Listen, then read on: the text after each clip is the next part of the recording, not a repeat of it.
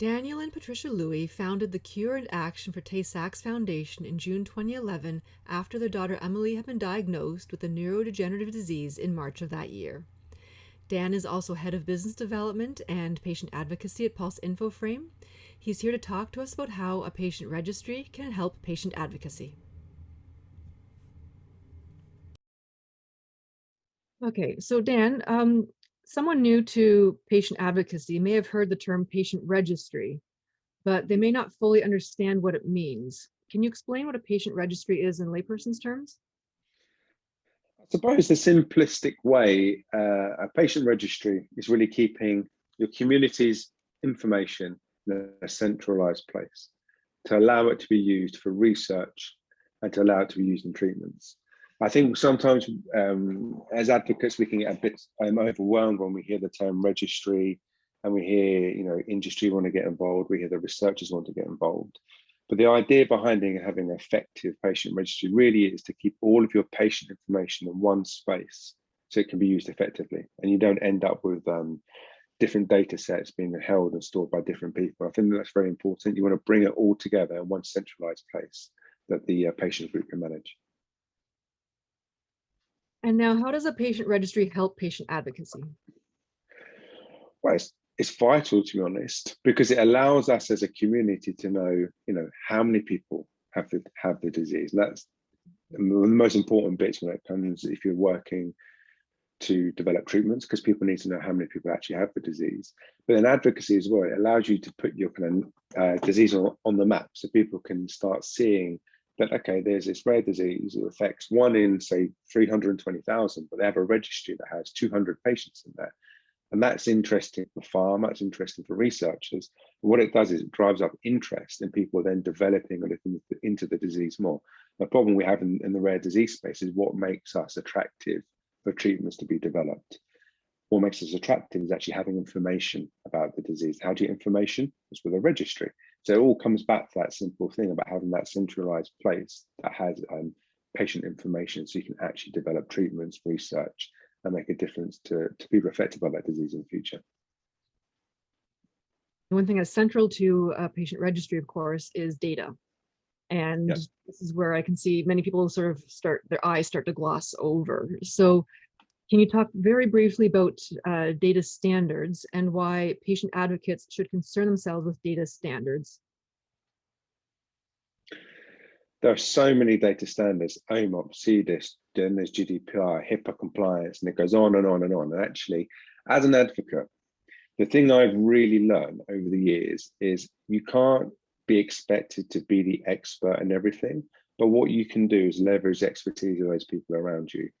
So having a registry, for example, is important, but there's no way you as an organization or as an individual could build a registry. You need to partner with someone who can provide you with the right framework, the right technology to do that. And on top of that is then an organization that can adhere to the data standards that are required.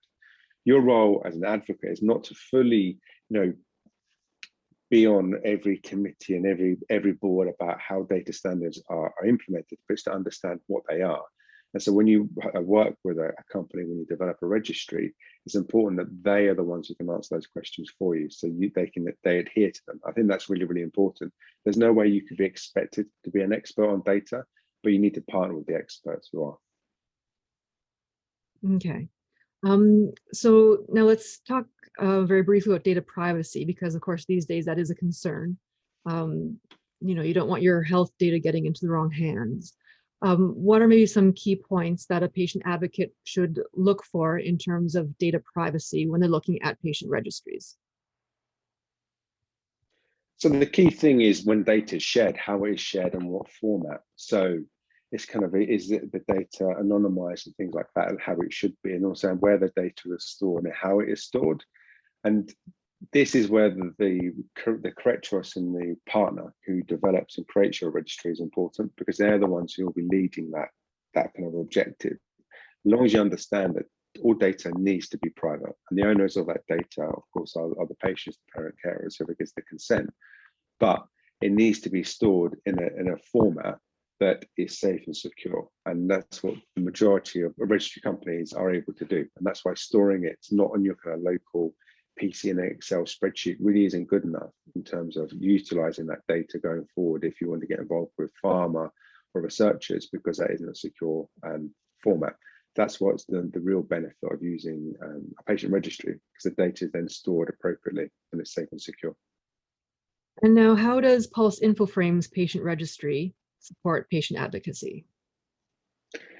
So one of the really exciting things we do at Pulse is partnering with advocacy groups to develop registries for their disease. So we have the Rare Central platform, for example, which is going to enable us to develop registries for rare disease patient populations to get change in that disease itself. So we work with advocacy groups to help get pharma interest and researcher interest in the registry so they can develop those treatments. And that's where we get our sponsorship model from. And for us, it's really important we can drive up more interest in the rare disease space, because when you have the data about a disease, industry are going to be interested. And on top of that, you can then start doing things like drug repurpose and basket trials based on the data you collect. And for us, we're very keen on trying to entice as many of the rare disease community into utilizing our platform, because we can really see the benefits it can drive, not just for their community, but potentially for other similar disease communities out there. Okay, so now if a patient advocacy group is considering starting a patient registry, what are some important questions to consider? So really the first real question to think about is, one, the community. How engaged is it? So once you have that kind of question answered, you get an engaged community, then it's to start looking at your KOLs, so those people who really understand the disease.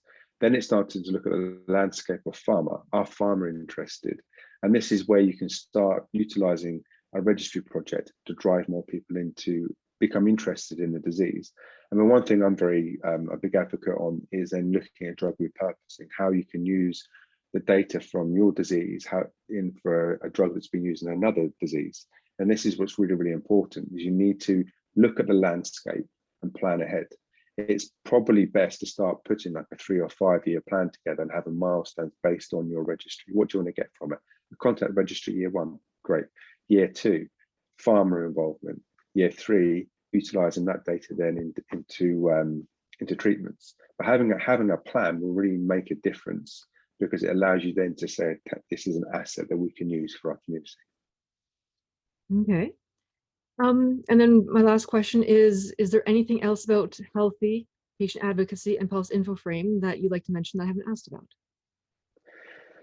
I think when it comes to healthy and registries, it's really important to know that having a registry partner who understands the landscape, understands the complexity of this subject, can shave years off the drug development process for your disease, because you're able to go to industry with a data set that is regulatory ready. So it can be used pretty much immediately for any clinical study.